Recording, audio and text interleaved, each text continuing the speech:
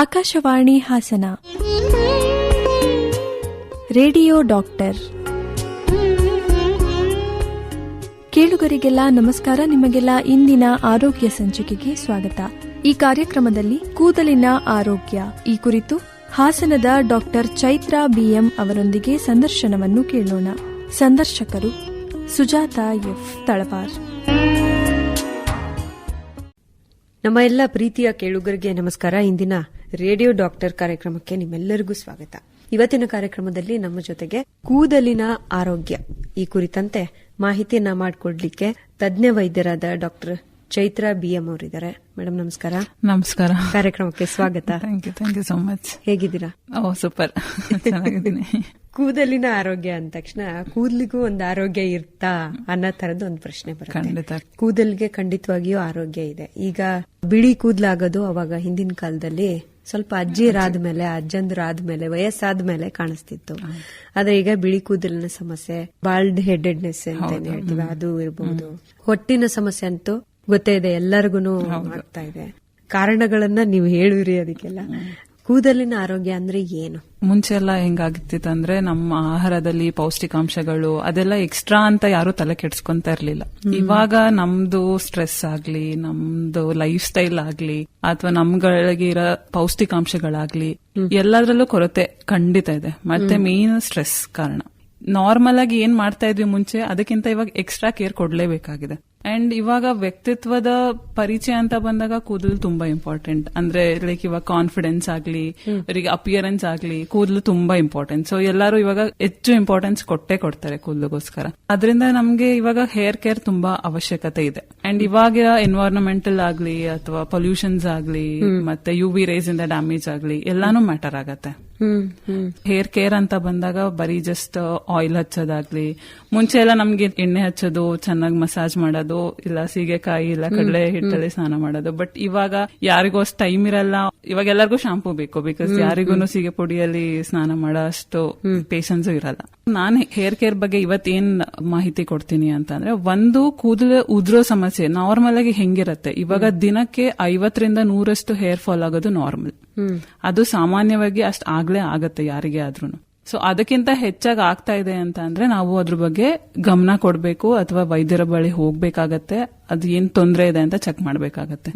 So ಕೂದಲು ಉದ್ರಕ್ಕೆ ಹಲವಾರು ಕಾರಣಗಳು ನೀವು ಹೇಳ್ದಂಗೆ. ಇವಾಗ ಮೇನ್ ಸಮಸ್ಯೆಗಳು ಬರೋದು ಅಂತಂದ್ರೆ, ಒಂದು ಕೂದಲು ಉದ್ರುವಿಕೆ, ಇನ್ನೊಂದು ಕೂದಲು ತೆಳ್ಳಗಾಗೋದು, ಮತ್ತೆ ಡ್ಯಾಂಡ್ರಫ್ ಬರೋದು, ಅದೇ ತಲೆ ಹೊಟ್ಟು ಅಂತ ಹೇಳ್ತೀವಿ, ತಲೆ ಹೊಟ್ಟು ಬರೋದಾಗ್ಲಿ, ಮತ್ತೆ ಪ್ರಿಮೆಚೂರ್ ಗ್ರೇಯಿಂಗ್ ಅಂತ ಹೇಳ್ತೀವಿ. ಅದೇ ಅಂದ್ರೆ 20 ವರ್ಷಕ್ಕಿಂತ ಮುಂಚೆನೆ ಕೂದಲು ಬೆಳಿ ಆಗ್ತಿರೋದು.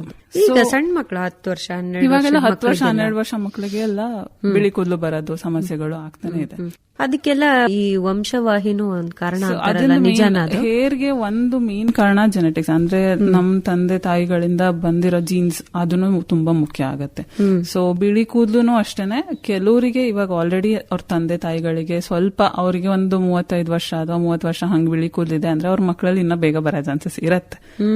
ಬಟ್ ಇನ್ನೊಂದು ಮೇನ್ ಕಾರಣ ಅಂದ್ರೆ ವೈಟಮಿನ್ ಡಿಫಿಷಿಯನ್ಸಿ ಅಂತ ಹೇಳ್ತೀವಿ. ವೈಟಮಿನ್ ಆಗ್ಲಿ, ಐರನ್ ಆಗ್ಲಿ, ಜಿಂಕ್ ಆಗ್ಲಿ, ಅಥವಾ ಏನಾದ್ರೂ ಈ ತರ ಡಿಫಿಷಿಯನ್ಸಿ ಆದಾಗ ಕೆಲವರಿಗೆ ಈ ತರ ಬಿಳಿ ಕೂದಲು ಬರುತ್ತೆ ಚಿಕ್ಕ ವಯಸ್ಸಲ್ಲಿ, ಅಂದ್ರೆ ಚಿಕ್ಕ ಮಕ್ಕಳಲ್ಲೇ. ಇಲ್ಲ ಅಂದ್ರೆ ಕೆಲವು ಸ್ಪೆಸಿಫಿಕ್ ಕಾರಣಗಳಿರುತ್ತೆ. ಅಂದ್ರೆ ಇವಾಗ ಕೆಲವು ಜೆನೆಟಿಕ್ ಡಿಸಾರ್ಡರ್ಸ್ ಗಳಿರುತ್ತೆ. ಇವಾಗ ಬಿಳಿ ತೊನ್ನು ರೋಗ ಅಂತ ಹೇಳ್ತೀವಿ, ಚರ್ಮದ ಮೇಲೆ ತೊನ್ನು ರೋಗ. ಅದು ಕೆಲವು ಸತಿ ತಲೆಲಾಗ್ಬೋದು. ಸೊ ಅವಾಗ ಕಂಪ್ಲೀಟ್ ಆಗಿ ವೈಟ್ ಹೇರ್ಸ್ ಇಲ್ಲ ಅಂದ್ರೂ ಪ್ಯಾಚ್ ವೈಟ್ ಹೇರ್ಸ್ ಇರ್ಬೋದು. ಇಲ್ಲ ಪೈಬಾಲ್ಡಿಸಮ್ ಅಂತ ಹೇಳ್ತೀವಿ. ಕೆಲವು ರೋಗ ಕಾರಣಗಳಿದಾವೆ. ಸೊ ಆ ತರ ಸಮಸ್ಯೆಯಿಂದ ಚಿಕ್ಕ ಮಕ್ಕಳಲ್ಲಿ ಬಿಳಿ ಕೂದಲುಗಳು ಬರುತ್ತೆ. ಅದ್ ಬಿಟ್ರೆ ಇವಾಗ ಇಲ್ಲ, ಏನೂ ತೊಂದರೆ ಇಲ್ಲ, ಸಮಸ್ಯೆ ಇಲ್ಲ, ಎಲ್ಲಾ ವೈಟಮಿನ್ಸ್ ಎಲ್ಲ ನಾರ್ಮಲ್ ಆಗಿದೆ ಅಂತ ಅಂದ್ರೆ ತಲೆ ಕೆಡ್ಸ್ಕೊಳ್ಳೋದಿಲ್ಲ. ಮೇ ಬಿ ಅದು ಫ್ಯಾಮಿಲಿ ಇಂದ ಬಂದಿರೋ ಜೀನ್ಸ್ ಪ್ರಾಬ್ಲಮ್ ಇಂದ ಅಂತ ನಾವು ಕನ್ಸಿಡರ್ ಮಾಡ್ತೀವಿ. ಈಗ ಕೂದಲಿಗೆ ಸಂಬಂಧಪಟ್ಟ ಹಾಗೆ ಒಂದು ಕೂದಲು ಉದ್ರದು, ಇನ್ನೊಂದು ತಲೆ ಹೊಟ್ಟು, ಇನ್ನೊಂದು ಕೂದಲು ತೆಳ್ಳಗಾಗೋದು, ಆಮೇಲೆ ಬಿಳಿ ಆಗೋದು. ಇವು 4 ಬಗ್ಗೆ ಮಾತಾಡೋಣ. ಫಸ್ಟ್ ಕೂದಲು ಉದ್ರ ಬಗ್ಗೆ ಮಾತಾಡೋಣ. ಓಕೆ, ಕೂದಲು ಉದ್ರಕ್ಕೆ ಕಾರಣಗಳು ಮೇನ್ ಆಗಿ ಒಂದು ಸ್ಟ್ರೆಸ್, ಪೌಷ್ಟಿಕಾಂಶದ ಕೊರತೆಗಳು, ಇನ್ನೊಂದು ಹಾರ್ಮೋನಲ್ ಇಂಬ್ಯಾಲೆನ್ಸ್. ಮೇನ್ ಆಗಿ ಈ ಕಾರಣಗಳಿರತ್ತೆ. ಸೊ ಇವಾಗ ನಾರ್ಮಲ್ ಆಗಿ ಬಾಡಿಯಲ್ಲಿ ಏನಾದ್ರೂ ಸ್ಟ್ರೆಸ್ ಆದ್ರೆ, ಸ್ಟ್ರೆಸ್ ಅಂದ್ರೆ ಒಂದು ಸರಿಯಾಗಿ ನಿದ್ದೆ ಮಾಡದೇ ಇರೋದು, ಮತ್ತೆ ಲೈಫ್ ಸ್ಟೈಲ್ ಸರಿ ಇಲ್ಲದೆ ಇರೋದು. ಲೈಫ್ ಸ್ಟೈಲ್ ಸರಿ ಇಲ್ಲ ಅಂದ್ರೆ ಏನಂದ್ರೆ ಲೈಕ್ ಫುಡ್ ಹ್ಯಾಬಿಟ್ಸ್ ಆಗ್ಲಿ, ಅಥವಾ ನೀವು ರೆಗ್ಯುಲರ್ ಎಕ್ಸರ್ಸೈಸ್ ಮಾಡ್ತಿದ್ದೀರಾ, ಎಲ್ಲಾನು ಮ್ಯಾಟರ್ ಆಗುತ್ತೆ. ಹಾರ್ಮೋನಲ್ ಇಂಬ್ಯಾಲೆನ್ಸ್ ಅಂತ ಹೇಳ್ತೀವಿ. ಸೊ ಎಸ್ಪೆಷಲಿ PCOD ಅದ್ ತಗೊಂಡ್ರೆ ಮೇನ್ ಆಗಿ ಅದು ಇಟ್ಸ್ ನಾಟ್ ಅ ಡಿಸೀಸ್ ಅಂತ ಹೇಳ್ಬೋದು. ಇದು ನಮ್ದು ಲೈಫ್ ಸ್ಟೈಲ್ ಪ್ರಾಬ್ಲಮ್ ತುಂಬಾ ಮ್ಯಾಟರ್ ಆಗುತ್ತೆ. ಹೇರ್ ಮೇಲೆ ಇವಾಗ ಫಸ್ಟ್ ನಮ್ ಬಾಡಿಯಲ್ಲಿ ಇಂಪಾರ್ಟೆಂಟ್ ಆರ್ಗನ್ಸ್ ತುಂಬಾ ಇರುತ್ತೆ. ಹೇರ್ ಸ್ವಲ್ಪ ಲೀಸ್ಟ್ ಇಂಪಾರ್ಟೆಂಟ್ ಅಂತ ಹೇಳ್ಬೋದು, ಲೈಕ್ ನೀವು ತಗೊಂಡ್ರೆ. ಸೊ ಅವಾಗ ನಿಮ್ಗೆ ಪೌಷ್ಟಿಕಾಂಶಗಳು ಹೆಂಗೆ ಬೇಕಾಗತ್ತೆ ಬಾಡಿಗೆ, ಬೇರೆ ಆರ್ಗನ್ಸ್ ಫಸ್ಟ್ ತಗೊಳತ್ತೆ, ಹೇರಿಗೆ ಲೀಸ್ಟ್. ಸೊ ನೀವು ಸರಿಯಾಗಿ ಡಿಫಿಷಿಯನ್ಸಿ ನಿಮ್ ಬಾಡಿಯಲ್ಲಿ ಇದೆ ಅಂತ ಅಂದ್ರೆ ಅದು ಫಸ್ಟ್ ತೋರ್ಸದೆ ನಿಮ್ ಕೂದಲಲ್ಲಿ, ನಿಮ್ಗೆ ಅದರಿಂದ ಸ್ಟಾರ್ಟ್ ಆಗತ್ತೆ. ನೆಕ್ಸ್ಟ್ ಕೆಲವು ಇವಾಗ ಏನಾದ್ರೂ ಹುಷಾರಿರಲ್ಲ, ಇವಾಗ ಟೈಫಾಯ್ಡ್ ಆಗ್ಲಿ, ಡೆಂಗ್ಯೂ ಆಗ್ಲಿ, ಕೆಲವು ಇವಾಗ ಕೋವಿಡ್ ಆಯ್ತು. ಕೋವಿಡ್ ಆದ್ಮೇಲೆ ಎಷ್ಟು ಜನಕ್ಕೆ ಕೂದಲು ಉದ್ರದ ಸಮಸ್ಯೆ ಆಯ್ತು ಅಂತ ಎಲ್ಲ ಅದು ಬಾಡಿಗೆ ಸ್ಟ್ರೆಸ್. ನಾವು ಹೇರ್ ಸೈಕಲ್ಸ್ ಅಂತ ಹೇಳ್ತೀವಿ. ಅದು ಯಾವಾಗ ಬಾಡಿಗೆ ಸ್ಟ್ರೆಸ್ ಆಗತ್ತೆ ಅವಾಗ ಹೇರ್ ಸೈಕಲ್ ಸಡನ್ ಆಗಿ ಶಿಫ್ಟ್ ಆಗೋದ್ರಿಂದ ಇವಾಗ ನಮ್ಗೇನೋ ಟೈಫಾಯ್ಡ್ ಆಗಿದೆ ನಂಗೆ ಇವತ್ತು, ಇನ್ 2 ತಿಂಗಳು ಅಥವಾ 3 ತಿಂಗಳು ಬಿಟ್ಟಾದ್ಮೇಲೆ ಸಡನ್ ಆಗಿ ಜಾಸ್ತಿ ಕೂದಲುದ್ರಾಗ ಸ್ಟಾರ್ಟ್ ಆಗುತ್ತೆ. ನಾನು ಏನ್ ಹೇಳ್ದೆ 50ರಿಂದ 100 ನಾರ್ಮಲ್ ಜನರಲ್ ಆಗಿ ಎಲ್ಲರಿಗೂ ಆಗುತ್ತೆ. ಬಟ್ ಈ ತರ ಸಮಸ್ಯೆ ಇದ್ದಾಗ ಸಡನ್ ಆಗಿ ಅದು ಬಂದ್ ಹೇಳ್ತಾರೆ ಪೇಷಂಟ್ಸ್, ಈ ತರ ಉಂಡೆ ಉಂಡೆ ತರ ಕೂದಲು ಕೆಲವ್ರು ತಗೊಂಡು ಬರ್ತಾರೆ, ಇಷ್ಟು ನೋಡಿ ಇಷ್ಟು ಕೂದಲಿದೆ 1 ದಿನದಲ್ಲಿ 2 ದಿನದಲ್ಲಿ. ಅದು ತುಂಬಾ ಸಮಸ್ಯೆ, ಅದು ಖಂಡಿತ ಅವರಿಗೆ ಟ್ರೀಟ್ಮೆಂಟ್ ಬೇಕಾಗತ್ತೆ. ಸೊ ಈ ತರ ಸ್ಟ್ರೆಸ್ ಇಂದ ಆಗ್ಲಿ ಅಥವಾ ಈ ತರ ಹುಷಾರಿಲ್ದೇ ಇರೋದು, ಈ ತರ ಬಾಡಿಯಲ್ಲಿ ಏನೋ ಸಮಸ್ಯೆ ಆಗಿದೆ, ಇನ್ಫೆಕ್ಷನ್ ಆಗಿದೆ, ಈ ತರದ್ರಿಂದ ಉದುರಿದೆ, ಅದು ತಾತ್ಕಾಲಿಕ.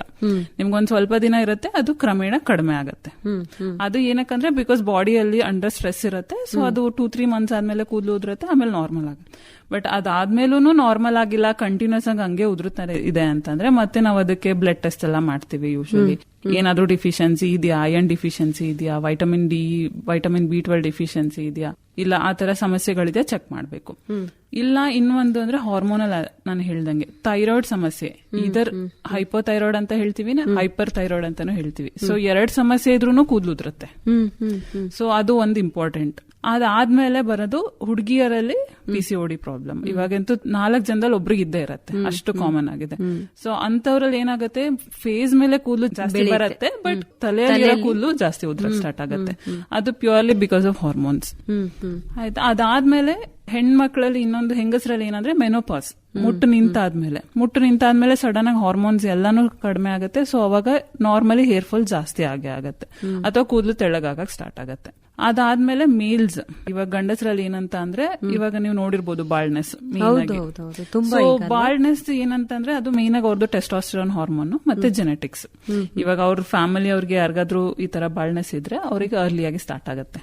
ಇವಾಗ ಮೇಲ್ಸ್ ಎಲ್ಲರಲ್ಲೂ ಟೆಸ್ಟೋಸ್ಟೆರಾನ್ ಹಾರ್ಮೋನ್ ಇರುತ್ತೆ, ಬಟ್ ಎಲ್ಲರಿಗೂ ಬಾಲ್ಡ್ನೆಸ್ ಆಗಲ್ಲ. ಅದು ಮೇನ್ ಆಗಿ ಯಾರಿಗೆ ಜೆನೆಟಿಕ್ಸ್ ಇಂದ ಬಂದಿರುತ್ತೆ, ಯಾರಿಗೆ ಅದು ಜೀನ್ಸ್ ಅಫೆಕ್ಟ್ ಆಗಿರುತ್ತೆ, ಅವರಿಗೆ ಸ್ಟಾರ್ಟ್ ಆದಾಗ ಏನಾಗುತ್ತೆ, ಈ 18 ವರ್ಷ ಅವ್ರ ಪ್ಯೂಬರ್ಟಿ ರೀಚ್ ಆಗಿ ಒಂದ್ಸತಿ ಹಾರ್ಮೋನ್ ಸ್ಪೈಕ್ ಆದ ತಕ್ಷಣ ಅವರಿಗೆ ಕಾಣಿಸಕ್ ಸ್ಟಾರ್ಟ್ ಆಗುತ್ತೆ.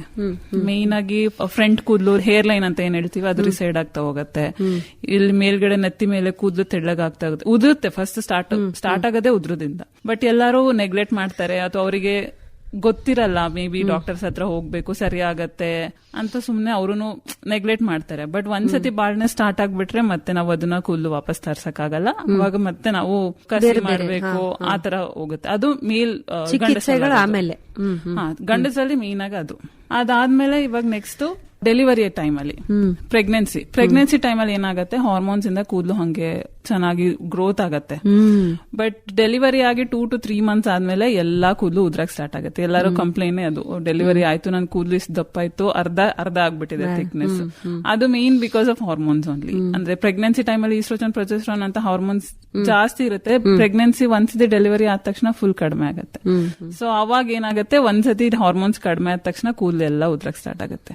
ಸೊ ಇಷ್ಟು ಮೇನ್ ಕಾರಣಗಳು ಕೂದಲು ಉದ್ರಕ್ಕೆ. ಮುಖ್ಯವಾಗಿ ಇಷ್ಟು ಕಾರಣಗಳನ್ನ ನಾವು ನೆನ್ಪಿಟ್ಕೋಬಹುದು.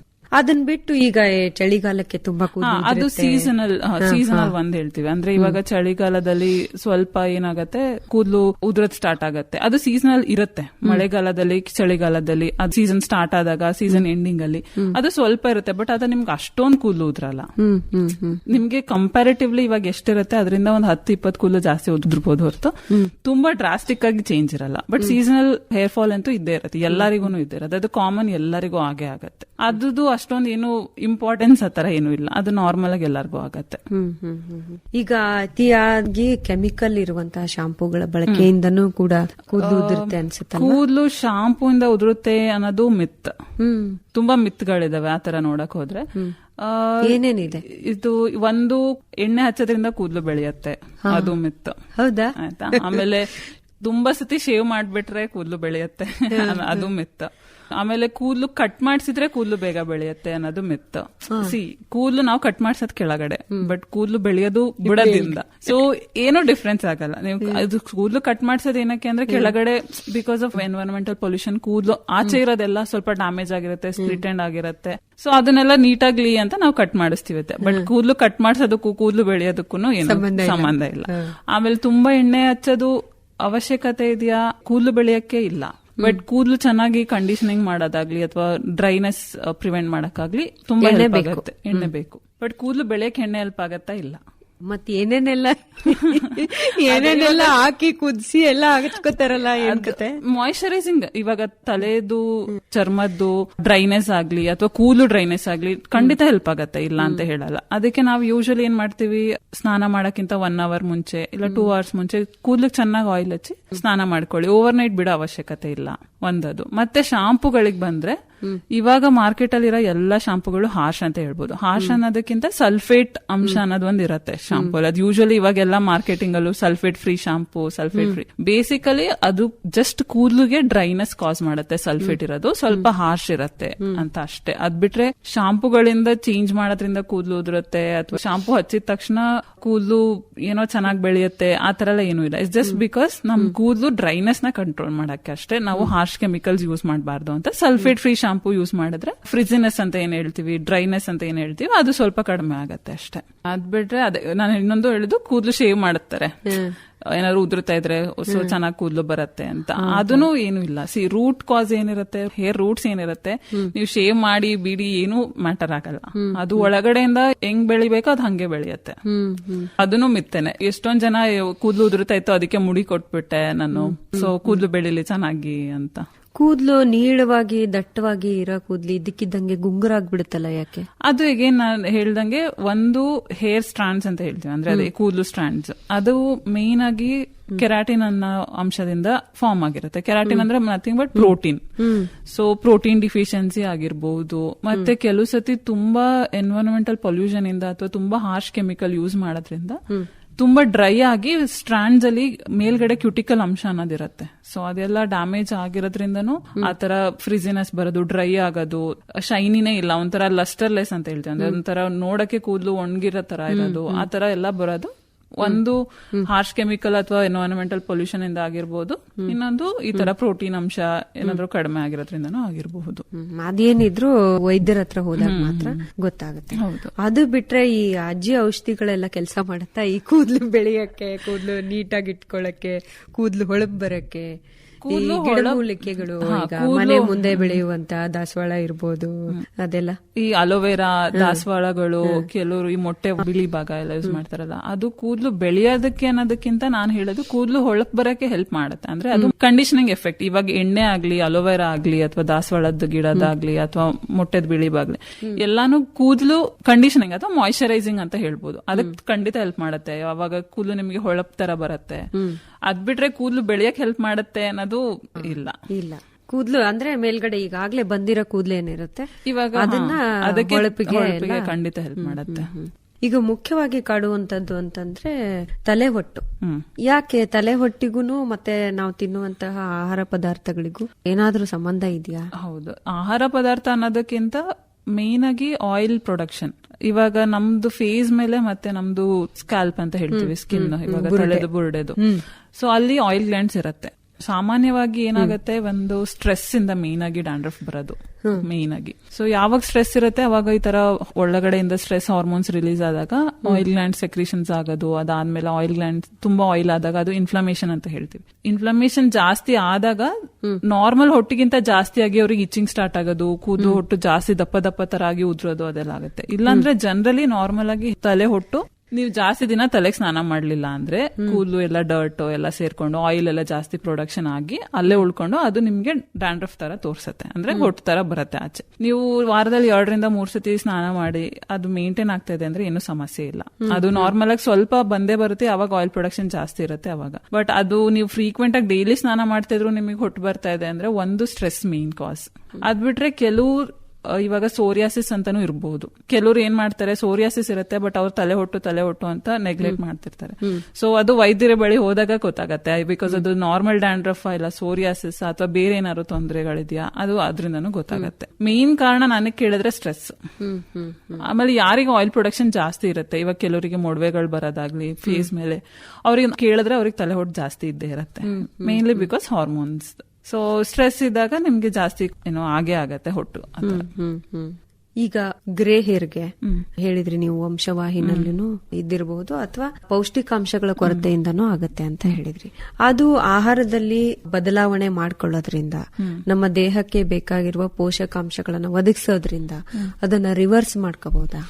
ನಾವಿವಾಗ ರಕ್ತ ಪರೀಕ್ಷೆ ಮಾಡ್ತೀವಿ, ಅವರಿಗೆ ತುಂಬಾ ಡಿಫಿಷಿಯನ್ಸಿ ಇದೆ ಈ ಅಂಶ, ವೈಟಮಿನ್ B12 ಆತರ ಏನಾದ್ರು ಇದ್ರೆ ಅವರಿಗೆ ಟ್ಯಾಬ್ಲೆಟ್ಸ್ಗಳು, ಸಪ್ಲಿಮೆಂಟ್ಸ್ ಅಂತ ಹೇಳ್ತೀವಿ, ಸಪ್ಲಿಮೆಂಟ್ಸ್ ಕೊಡೋದಾಗ್ಲಿ ಅಥವಾ ಆಹಾರಗಳಲ್ಲಿ ನಮ್ಗೆ ಕರೆಕ್ಟ್ ಆಗಿ ಪೋಷಕಾಂಶಗಳ ಕರೆಕ್ಟ್ ಆಗಿ ಅವ್ರಿಗೆ ಕೊಟ್ರೆ ಅದು ರಿವರ್ಸಿಬಲ್ ಆಗತ್ತೆ, ಅಂದ್ರೆ ವಾಪಸ್ ನಾರ್ಮಲ್ ತರ ಬರುತ್ತೆ. ಬಟ್ ಬೇಕಾದ್ರೂ ಆಗತ್ತಾ? ಇಲ್ಲ, ಅದು ಯೂಶಲಿ 20 ವರ್ಷದಿಂದ ಮುಂಚೆ, ಯಾಕಂದ್ರೆ 20 ವರ್ಷ ಆದ್ಮೇಲೆ ಯೂಶಲಿ ಅದು ನೀವು ಎಷ್ಟೇ ಸಪ್ಲಿಮೆಂಟ್ಸ್ ಕೊಟ್ರು ಅಥವಾ ಏನೇ ಸೀರಮ್ಸ್ ಗಳು ಕೊಟ್ರು ಅದಷ್ಟು ನಿಮ್ಗೆ ರಿವರ್ಸಿಬಲ್ ಇರಲ್ಲ. ಯೂಶಲಿ ಒಂದ್ಸರ್ತಿ ಅದು ಕೂದಲು ವೈಟ್ ಟರ್ನ್ ಆಯ್ತು ಅಂದ್ರೆ ಅದು ಆಲ್ಮೋಸ್ಟ್ ಹಂಗೆ ಇರತ್ತೆ. ಬಟ್ ಯಾವಾಗ ತುಂಬಾ ಅರ್ಲಿ ಏಜ್ ಅಲ್ಲಿ ಸ್ಟಾರ್ಟ್ ಆಗತ್ತೆ ಅವರಿಗೆ ನಾವು ಸಪ್ಲಿಮೆಂಟ್ಸ್ ಕೊಡ್ತೀವಿ.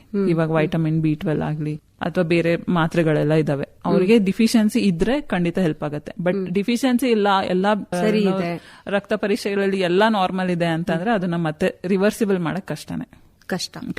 ಈಗ ನೀವು ಹೇಳಿರುವಂತಹ ಈ ಕೂದಲಿಗೆ ಸಂಬಂಧಪಟ್ಟ ಎಲ್ಲಾ ಸಮಸ್ಯೆಗಳಿಗೂ ಬಹಳ ಅಂದ್ರೆ ನಮ್ಮ ವೈದ್ಯಕೀಯ ರಂಗ ಹೆಚ್ಚು ಬೆಳೆದಂತೆ, ವೈಜ್ಞಾನಿಕ ಪ್ರಗತಿ ಸಾಧಿಸಿದಂತೆ ಹಲವಾರು ಚಿಕಿತ್ಸೆಗಳು ಕೂಡ ಇದೆ.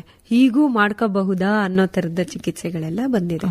ಗುಂಗುರು ಇರೋರೆಲ್ಲ ಸ್ಟ್ರೈಟ್ ಮಾಡ್ಕೋಬಹುದು, ಸ್ಟ್ರೈಟ್ ಇರೋರು ಗುಂಗುರು ಮಾಡ್ಕೋಬಹುದು, ಏನೇನೆಲ್ಲ ಮಾಡ್ಕೋಬಹುದು. ಅದೊಂದು ಅಡ್ವಾಂಟೇಜ್ ಅಲ್ವಾ ಕೂದಲಿಗೆ ಸಂಬಂಧಪಟ್ಟ ಹಾಗೆ? ನೀವು ಅಡ್ವಾಂಟೇಜ್ ಅಂತಾನು ಹೇಳ್ಬೋದು, ಬಟ್ ಅದು ತುಂಬಾ ಕೂದಲಿಗೆ ತುಂಬಾ ಹಾನಿಕರ. ನನ್ನ ಕೇಳಿದೆ ಅಂದ್ರೆ ಇವಾಗ ಸಲೂನ್ಸ್ ಅಲ್ಲೆಲ್ಲ ಏನ್ ಹೇರ್ ಟ್ರೀಟ್ಮೆಂಟ್ಸ್ ಅಂತ ಮಾಡ್ತಾರೆ, ಹೇರ್ ಸ್ಟ್ರೈಟ್ನಿಂಗ್ ಅಥವಾ ಸ್ಮೂತ್ನಿಂಗ್ ಅಂತ ಹೇಳ್ತಾರೆ, ಕೆರಾಟಿನ್ ಟ್ರೀಟ್ಮೆಂಟ್ ಅಂತ ಹೇಳ್ತಾರೆ, ಇವಾಗೆಲ್ಲ ಬೋಟಾಕ್ಸ್, ಸಿಸ್ಟಿನ್ ಏನೇನೋ ಬಂದಿದೆ ಹೊಸದು. ಮುಂಚೆ ಎಲ್ಲ ಮಾಡ್ತಿದ್ ಸ್ಟ್ರೈಟ್ನಿಂಗ್ ಎಲ್ಲಾನು ಕೆಮಿಕಲ್ ಯೂಸ್ ಮಾಡೋದು. ಸೊ ಕೆಮಿಕಲ್ ಯೂಸ್ ಮಾಡ್ತಾರೆ, ಅದು ಒಳಗಡೆ ಬಾಂಡ್ಸ್ ಅಂತ ಇರುತ್ತೆ, ಕೆರಾಟಿನ್ ಅಥವಾ ಒಳಗಡೆ ಹೇರ್ ಸ್ಟ್ಯಾಂಡ್ಸ್, ನಿಮ್ಗೆ ಹೆಂಗೆ ಟೆಕ್ಸ್ಚರ್ ಫಾರ್ಮ್ ಆಗಿರುತ್ತೆ ಅದು ನಮ್ಗೆ ಬೈ ಬರ್ತ್ ಬಂದಿರುತ್ತೆ. ಸೊ ಆ ಬಾಂಡ್ಸ್ ನ ಬ್ರೇಕ್ ಮಾಡಕ್ಕೆ ಈ ಕೆಮಿಕಲ್ಸ್ ಯೂಸ್ ಮಾಡ್ತೀವಿ, ಮೇನ್ಲಿ ಫಾರ್ಮಾಲ್ಡಿಹೈಡ್ಸ್ ಅಂತ ಹೇಳ್ತೀವಿ. ಆ ಕೆಮಿಕಲ್ಸ್ ಯೂಸ್ ಮಾಡಿ ಅದ್ ಮತ್ತೆ ತುಂಬಾ ಹೀಟ್ ಅಂದ್ರೆ 180 ಡಿಗ್ರಿ ಇರುತ್ತೆ ಹೀಟ್ ಅವ್ರ ಸ್ಟ್ರೈಟ್ನಿಂಗ್ ಯೂಸ್ ಮಾಡೋದು. ಅದೆಲ್ಲ ಮಾಡಿ ಆ ಬಾಂಡ್ಸ್ ನ ಬ್ರೇಕ್ ಮಾಡಿ ನಮ್ಗೆ ಕೂದಲು ಸ್ಟ್ರೈಟ್ನಿಂಗ್ ತರ ಬೇಕಾ, ಕೂದಲು ಕರ್ಲ್ ತರ ಬೇಕಾ ಅದೆಲ್ಲ ಮಾಡ್ಕೊಂತೀವಿ.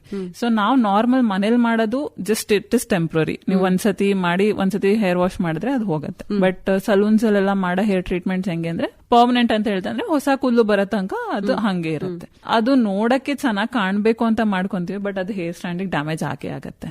ಬಿಕಾಸ್ ನಾವು ಒರಿಜಿನಲ್ ಇರೋ ಹೇರ್ ಸ್ಟ್ಯಾಂಡ್ ನ ಬ್ರೇಕ್ ಮಾಡಿ ನಾವ್ ಅದ್ ಸ್ಟ್ರೈಟ್ ಬೇಕಾ ಕರ್ಲ್ ಮಾಡ್ಬೇಕಾ ಚೇಂಜ್ ಮಾಡ್ತೀವಿ. ಸೊ ಕೆಮಿಕಲ್ಸ್ ಯೂಸ್ ಮಾಡೋದ್ರಿಂದ ಅದ್ರದ್ದು ಎಫೆಕ್ಟ್ಸ್ ಇದ್ದೇ ಇರತ್ತೆ. ಸ್ಕ್ಯಾಲ್ಪ್ ಅಲ್ಲಿ ಆಯಿಲ್ ಪ್ರೊಡಕ್ಷನ್ ಜಾಸ್ತಿ ಆಗತ್ತೆ, ಮತ್ತೆ ಒಂದ್ ಸ್ವಲ್ಪ ದಿನ ಆದ್ಮೇಲೆ ಹೇರ್ ಫಾಲ್ ಸ್ವಲ್ಪ ಜಾಸ್ತಿ ಆಗೋ ಚಾನ್ಸಸ್ ಇರತ್ತೆ.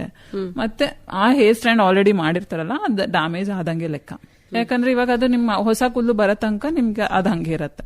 ಹೊಸ ಕೂದಲು ಬಂದ್ಮೇಲೆ ಏನಾಗುತ್ತೆ, ನಿಮ್ಗೆ ಅದಕ್ಕೂ ಡಿಫ್ರೆನ್ಸ್ ಬರುತ್ತೆ. ಮತ್ತೆ ಜನ ಮಾಡಿಸ್ಬೇಕು ಸೊ ಮತ್ತೆ ಮಾಡಿಸ್ಬೇಕು ಅಂತ ಬರುತ್ತೆ.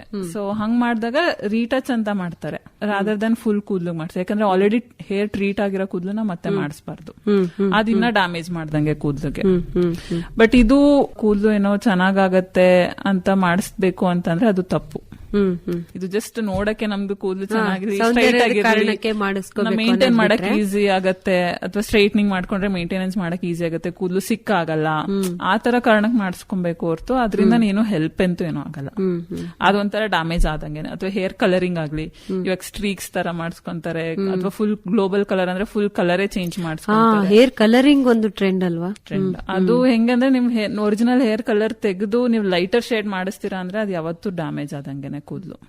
ಒಂದ್ಸತಿ ನೀವು ಹೇರ್ ಕಲರಿಂಗ್ ಮಾಡ್ಬೇಕಂದ್ರೆ ಫುಲ್ ಡ್ಯಾಮೇಜ್ ಮಾಡಿ ಅದಕ್ಕೆ ಕಲರ್ ಕೊಟ್ಟಂಗೆನೆ ಇರೋ ಕಲರ್. ಹಾಗಿದ್ರೆ ಈಗ ಬಂದಿರೋ ಎಲ್ಲಾ ಅಂದ್ರೆ ಏನೇನ್ ಈಗ ನಮ್ಮ ಸೌಂದರ್ಯ ಹೆಚ್ಚಾಗ್ಲಿ ಅಂತ ಏನೇನ್ ಮಾಡಿಸ್ಕೊತೀವಲ್ಲ, ಕೂದಲಿಗೆ ಆಗ್ಲಿ ಅಥವಾ ಚರ್ಮಕ್ಕೆ ಆಗ್ಲಿ, ಅದು ತಜ್ಞ ವೈದ್ಯರು ತೀರಾ ಅವಶ್ಯಕತೆ ಇದ್ರೆ ಮಾತ್ರ ಮಾಡಿಸ್ಕೊಳಕ್ ಹೇಳ್ತಾರೆ ಅಂತ ಅನ್ಸುತ್ತೆ. ನಾವು ವೈದ್ಯರು ಯಾರು ಸಜೆಸ್ಟ್ ಮಾಡಲ್ಲ ಈ ತರ ಹೇರ್ ಟ್ರೀಟ್ಮೆಂಟ್ಸ್ ಮಾಡ್ಕೊಂಡು. Hair treatments in the sense ಈ ತರ ಹೇರ್ ಟ್ರೀಟ್ಮೆಂಟ್ ಯಾವುದು ಸ್ಟ್ರೈಟ್ನಿಂಗ್ ಆಗ್ಲಿ, ಕಲರಿಂಗ್ ಆಗ್ಲಿ ಅಥವಾ ಬೊಟಾಕ್ಸ್ ಅಲ್ಲಿ ಯಾವ ವೈದ್ಯರು ಹೇಳಲ್ಲ. ಇದು ಎಲ್ಲಾರು ಸಲೂನ್ಸ್ ಅಲ್ಲಿ ಅಥವಾ ಬ್ಯೂಟಿಷಿಯನ್ಸ್ ಅವ್ರುಗಳು ಸಜೆಸ್ಟ್ ಮಾಡಿ ಮಾಡಿಸ್ಕೊಂತಾರ ಹೊರತು ಚರ್ಮ ರೋಗ ಅಥವಾ ಕೂದಲು ತಜ್ಞರು ಯಾರು ಅಡ್ವೈಸ್ ಮಾಡಲ್ಲ. ನಾವು ಅಡ್ವೈಸ್ ಮಾಡಲ್ಲ. ಅದರಿಂದ ತೊಂದರೆನೇ ಹೆಚ್ಚಿರತ್ತೆ. ಹೌದು, ತೊಂದರೆ ಹೆಚ್ಚಿರತ್ತೆ. ಯಾಕಂದ್ರೆ ಕೂದಲು ನಿಮ್ಗೆ ಮಾಡಿಸಿದಾಗ ಚೆನ್ನಾಗಿರುತ್ತೆ, ಬಟ್ ನೀವು 6 ತಿಂಗಳಾದ್ಮೇಲೆ ನೀವು ನೋಡಿ ನಿಮ್ದು ನಾರ್ಮಲ್ ಕೂದಲು ಹೆಂಗಿರುತ್ತೆ ಅದಕ್ಕಿಂತ ಮೋರ್ ಡ್ಯಾಮೇಜ್ ಆಗೇ ಇರತ್ತೆ. ಈಗ ಈ ಕಾರ್ಯಕ್ರಮ ಕೇಳ್ತಾ ಇರುವಂತವ್ರು ಆರೋಗ್ಯಕರ ಕೂದಲನ್ನ ಇಟ್ಕೋಬೇಕು, ಇರೋ ಕೂದಲನ್ನು ಉಳಿಸ್ಕೋಬೇಕು, ಅಥವಾ ನಾವು ನಮ್ಮ ಜೀವನ ಶೈಲಿಯಲ್ಲಿ ಕೆಲವು ಬದಲಾವಣೆಗಳನ್ನು ಮಾಡ್ಕೊಂಡು ಆರೋಗ್ಯಕರ ಕೂದಲನ್ನ ಬೆಳೆಸ್ಕೋಬೇಕು ಅಂತಂದ್ರೆ ಏನ್ ಹೇಳಕ್ ಇಷ್ಟಪಡ್ತೀರಾ? ಕೂದಲು ಅಂದ್ರೆ ಎಲ್ಲರಿಗೂ ಆಸೆ ಅಲ್ವಾ? ಇವಾಗ ಹೆಂಗಂದ್ರೆ ನಿಮ್ ಕೂದಲು ಆರೋಗ್ಯ ಹೆಂಗಿರತ್ತೆ ಅಂದ್ರೆ ನಿಮ್ ಲೈಫ್ ಸ್ಟೈಲ್ ಎಷ್ಟು ಹೆಲ್ದಿ ಆಗಿರುತ್ತೆ ಅಷ್ಟು ನಿಮ್ ಕೂದಲು ಚೆನ್ನಾಗಿರುತ್ತೆ. ಅದು ನೀಟಾಗಿ ನೀವು ಆಹಾರ ಹೆಂಗ್ ತಗೋತೀರಾ ಅದ್ರ ಮೇಲೂ ಡಿಪೆಂಡ್ ಆಗಿರುತ್ತೆ. ಸೊ ಹೇರ್ ಕೇರ್ ಅಂತ ಬಂದಾಗ ಬರೀ ಆಚೆಯಿಂದ ಏನ್ ಹಾಕ್ತಿವಿ ಅಂತ ಹೇಳೋದಕ್ಕಿಂತ ಮೇನ್ ಆಗಿ ನಮ್ದು ಆರೋಗ್ಯ ನಾವ್ ಹೆಂಗ್ ಮೇಂಟೈನ್ ಮಾಡಿದೀವಿ, ಲೈಫ್ ಸ್ಟೈಲ್ ಆಗ್ಲಿ ಅಥವಾ ನಾವು ಆಹಾರ ಹೆಂಗ್ ತಗೋತಾ ಇದೀವಿ ಅದ್ರಿಂದ ಸ್ಟಾರ್ಟ್ ಆಗುತ್ತೆ ಹೇರ್ ಕೇರ್ ಅಂತ ಅಂದ್ರೆ. ಸೊ ಇವಾಗ ಆಹಾರ ಅಂತ ಬಂದಾಗ ಪ್ರೋಟೀನ್ ಅಂಶ ಅಂದ್ರೆ ಮೊಟ್ಟೆ ಆಗ್ಲಿ, ಕಾಳುಗಳು ಅಥವಾ ಮೊಳಕೆ ಕಾಳುಗಳು, ಮತ್ತೆ ಮಾಂಸಾಹಾರಿಗಳು ಅಂದ್ರೆ ಮಾಂಸ ತಿಂದ್ರೆ ಅದು ಹೆಚ್ಚು ಪ್ರೋಟೀನ್ ಕೊಡುತ್ತೆ. ಅದಾದ್ಮೇಲೆ ಹಸಿರು ತರಕಾರಿಗಳು, ಮತ್ತೆ ಹೆಂಗಸರಲ್ಲಿ ಒಂದ್ ಕಾಮನ್ ನಮ್ಮ ಇಂಡಿಯಾದಲ್ಲಿ ಅಂದ್ರೆ ಐರನ್ ಡಿಫಿಷಿಯನ್ಸಿ ಎಲ್ಲರಿಗೂ ಇದ್ದೇ ಇರತ್ತೆ. ಸೊ ಅಂತವ್ರು ಈ ಹಸಿ ತರಕಾರಿಗಳು ಮತ್ತೆ ಈ ಖರ್ಜೂರ ಮತ್ತೆ ಈ ಬೀಟ್ರೂಟ್ ಅಂತದ್ರಲ್ಲೆಲ್ಲ ಸ್ವಲ್ಪ ಐರನ್ ಕಂಟೆಂಟ್ ಜಾಸ್ತಿ ಇರುತ್ತೆ, ಅದು ಹೆಲ್ಪ್ ಆಗೇ ಆಗತ್ತೆ. ಅದ್ರ ಜೊತೆಗೆ ಇವಾಗ ನಾನು ಹೇಳ್ದಂಗೆ ಪ್ರೋಟೀನ್ ಅಂಶ ಅದೆಲ್ಲ ತಗೊಳ್ಳೋದ್ರಿಂದ ಅದು ನಿಮ್ಗೆ ವೈಟಮಿನ್ಸ್ ಆಗ್ಲಿ ಎಲ್ಲಾನು ಹೆಲ್ಪ್ ಮಾಡತ್ತೆ ಆಹಾರ ಅಂತ ಬಂದಾಗ. ಈ ನೆಕ್ಸ್ಟ್ ಹೇರ್ ಕೇರ್ ಅಂತ ಬಂದಾಗ ಆಯಿಲ್ ಹಚ್ಬೇಕು ಬರೀ ಕೂದಲಿಗೆ ಮಾತ್ರ, ಬುಡಕ್ಕೆ ಅವಶ್ಯಕತೆ ಇಲ್ಲ. ಯಾಕಂದ್ರೆ ನಮ್ ಬಾಡಿಯಲ್ಲಿ ಆಲ್ರೆಡಿ ಆಯಿಲ್ ಪ್ರೊಡಕ್ಷನ್ ಆಗೇ ಆಗತ್ತೆ. ಅಂದ್ರೆ ಆಯಿಲ್ ಗ್ಲ್ಯಾಂಡ್ಸ್ ಇರೋದ್ರಿಂದ ಆಯಿಲ್ ಬಂದೇ ಬರುತ್ತೆ. ಸೊ ಸ್ನಾನ ಮಾಡಕ್ಕಿಂತ ಮುಂಚೆ ಒಂದ್ ಅರ್ಧ ಗಂಟೆ ಅಥವಾ 1 ಅವರ್ ಮುಂಚೆ ನೀಟಾಗಿ ಕೂದಲಿಗೆಲ್ಲ ಎಣ್ಣೆ 2 ದಿನ ಎಲ್ಲ ಅವಶ್ಯಕತೆ ಇಲ್ಲ. ಸೊ ನೀಟಾಗಿ ಹಚ್ಚಿ ಶಾಂಪೂ ಅಂತ ಬಂದಾಗ ಅದೇ ನಾನು ಹೇಳ್ದಂಗೆ ಸಲ್ಫೇಟ್ ಫ್ರೀ ಶಾಂಪೂ ಇದ್ರೆ ಬೆಟರ್, ಬಿಕಾಸ್ ಅದು ಸಿಗುತ್ತಾ ನಿಜವಾಗ್ಲೂ? ಸಿಗತ್ತೆ. ಸೊ ಅದು ನಿಮ್ಗೆ ಕೂದಲು ಡ್ಯಾಮೇಜ್ ಮಾಡಲ್ಲ. ಬಟ್ ಹಂಗಂತ ಯೂಸ್ ಮಾಡ್ಲೇಬಾರ್ದು ಅಂತಾನು ಏನೂ ಇಲ್ಲ. ಸಲ್ಫೇಟ್ ಇರೋ ಶಾಂಪೂನು ಯೂಸ್ ಮಾಡಬಹುದು. ಸೊ ಸ್ವಲ್ಪ ನಿಮಗೆ ಫ್ರಿಜಿ ಜಾಸ್ತಿ ಆಗತ್ತೆ. ಸೊ ನೀವು ಅವಾಗ ಏನ್ ಮಾಡ್ಬೋದು ಅಂದ್ರೆ ಅದ್ರ ಜೊತೆ ಕಂಡೀಷನರ್ ಯೂಸ್ ಮಾಡ್ಬೇಕಾಗತ್ತೆ. ಸೊ ಕಂಡೀಷನರ್ ಯೂಸ್ ಮಾಡೋದ್ರಿಂದ ಸ್ವಲ್ಪ ನಿಮ್ಗೆ ಕೂದಲು ಸ್ಮೂತ್ ಬರುತ್ತೆ.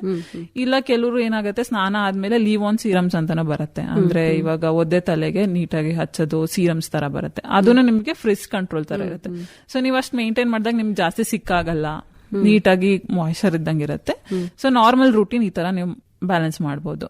ಅದಾದ್ಮೇಲೆ ಮಧ್ಯದಲ್ಲಿ ಏನಾದ್ರೂ ಕೂದಲು ಸಮಸ್ಯೆ ಉದ್ರೋದು ಅಥವಾ ಮಧ್ಯದಲ್ಲಿ ಇವಾಗ ಪ್ಯಾಚಿ ಹೇರ್ ಲಾಸ್ ಅಂತ ಹೇಳ್ತೀವಿ, ಅದು ಯೂಶಲಿ ಇವಾಗೆಲ್ಲ ಪತ್ಮಂಡೆ ಅದು ಇದು ಅಂತ ಎಲ್ಲ ಹೇಳ್ತಾರೆ. ಆಮೇಲೆ ನಾಟಿ ಔಷಧಿ ಎಲ್ಲ ಮಾಡಕ್ ಸ್ಟಾರ್ಟ್ ಮಾಡ್ತಾರೆ.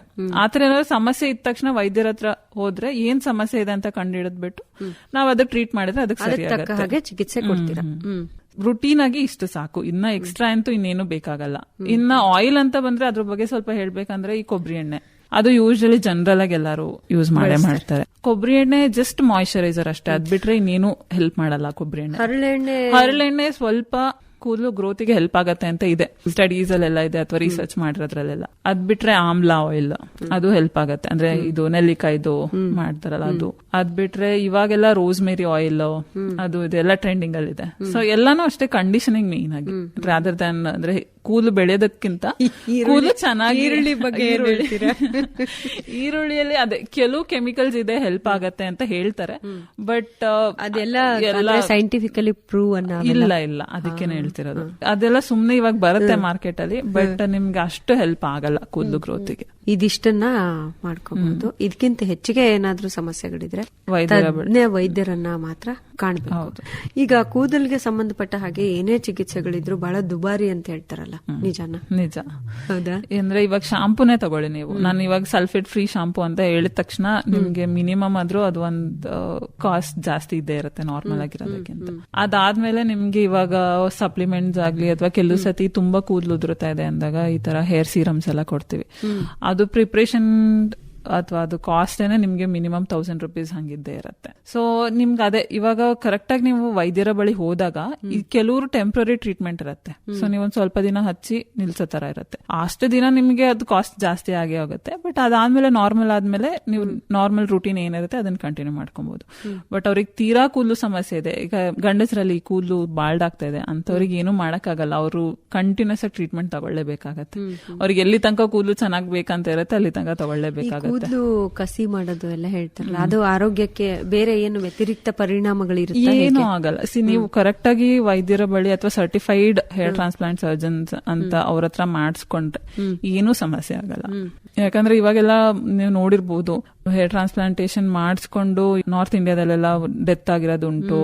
ಮತ್ತೆ ಇವಾಗೆಲ್ಲ ಟೆಕ್ನಿಷಿಯನ್ಸ್ ಹೇರ್ ಟ್ರಾನ್ಸ್ಪ್ಲಾಂಟ್ ಮಾಡ್ತಿದ್ದಾರೆ, ಬಿಕಾಸ್ ಯಾರು ಅಷ್ಟು ಏನು ತಲೆ ಕೆಡ್ಸ್ಕೊಂತ ಇಲ್ಲ. ಅವರು ಡಾಕ್ಟರ್ಸ್ ಅಥವಾ ಕರೆಕ್ಟ್ ಆಗಿ ಅವರು ಸರ್ಟಿಫೈಡ್ ಟ್ರಾನ್ಸ್ಪ್ಲಾಂಟ್ ಸರ್ಜನ್ಸ್ ಯಾರು ನೋಡಲ್ಲ, ಸುಮ್ನೆ ಹೋಗ್ತಾರೆ, ಕಡಿಮೆ ದುಡ್ಡು ಇದೆ ಮಾಡಿಸ್ಕೊಂತಾರೆ. ಅಂತ ಕಡೆ ಮಾಡಿಸ್ಕೊಂಡಾಗ ಸ್ವಲ್ಪ ಇನ್ಫೆಕ್ಷನ್ ಚಾನ್ಸಸ್ ಜಾಸ್ತಿ ಇರುತ್ತೆ, ಅಥವಾ ಸರಿಯಾಗಿ ಹೇರ್ ಲೈನ್ ಸರಿಯಾಗಿ ಕೊಡದೇ ಇರೋದು, ಆ ತರ ಪ್ರಾಬ್ಲಮ್ಗಳಿರುತ್ತೆ. ಅದ್ಬಿಟ್ರೆ ಆರೋಗ್ಯಕ್ಕೆ ಹಾನಿಕರ ತರ ಏನೂ ಆಗಲ್ಲ.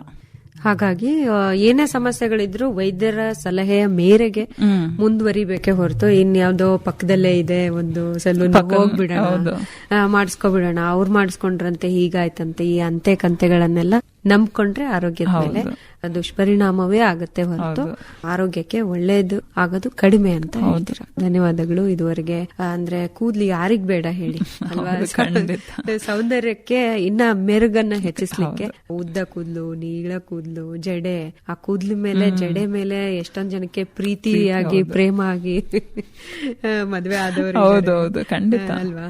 ಇಂತಹ ಸೌಂದರ್ಯದ ಗುಟ್ಟನ್ನು ಹೊಂದಿರುವಂತಹ ಈ ಕೂದಲಿನ ಚಿಕಿತ್ಸೆ ಏನಿದೆ ಅದು ತಜ್ಞ ವೈದ್ಯರಿಂದಾನೇ ಮಾಡಿಸ್ಕೊಳ್ಳೋದು ಒಳ್ಳೇದು ಅಂತ ಹೇಳ್ತಾ, ಇದುವರೆಗೆ ಆರೋಗ್ಯಕರ ಕೂದಲನ್ನ ಹೇಗೆ ಕಾಪಾಡ್ಕೋಬಹುದು ಅನ್ನೋದ್ರ ಬಗ್ಗೆ ಮಾಹಿತಿ ಮಾಡಿಕೊಟ್ಟಿದ್ದೀರಾ. ಧನ್ಯವಾದಗಳು. ಧನ್ಯವಾದಗಳು. ಇದುವರೆಗೂ ಕೂದಲಿನ ಆರೋಗ್ಯ ಈ ಕುರಿತು ಹಾಸನದ ಡಾಕ್ಟರ್ ಚೈತ್ರಾ ಬಿಎಂ ಅವರೊಂದಿಗಿನ ಸಂದರ್ಶನವನ್ನು ಕೇಳಿದಿರಿ. ಸಂದರ್ಶಕರು ಸುಜಾತಾ ಎಫ್ ತಳವಾರ್.